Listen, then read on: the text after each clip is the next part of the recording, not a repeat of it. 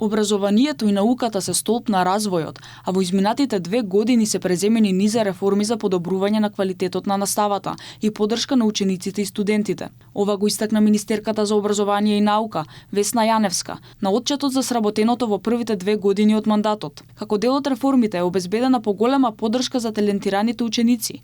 Унапредено е стручно образование со вклучени околу 1000 компании, а воведено и кариерно советување во основните и средните училишта. И во основното и во средното образование воведовме кариерно советување, односно насочување на учениците, што им го олеснува изборот на поднатамошниот личен развоен пат.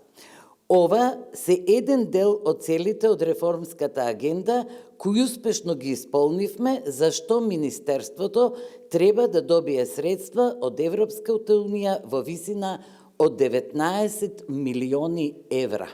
Воведени се нови категории и поголем број стипендии, како и олеснати услови за нивно добивање. Започната е образовната инфраструктура во која се инвестирани околу 70 милиони евра за повеќе од 90 проекти, како реконструираните студентски домови Стив Наумов и Кузман Јосифовски Питу, кои повторно ќе ги отворат вратите од октомври. Ја зголемивме поддршката на воспитно-образовниот процес на помалите заедници, како ромската заедница, преку зголемување на бројот на образовни медиатори во основното и за прв пат нивно ангажирање во средното образование. Буџетот за високото образование и науката е значително зголемен, а во 2025 година се издвоени над 370 милиони денари за научно-истражувачки проекти. Јаневска нагласи дека платите на наставниците во првите 2 години се зголемени за 20%, а предвиден е раст и до 60% во наредните 4 години.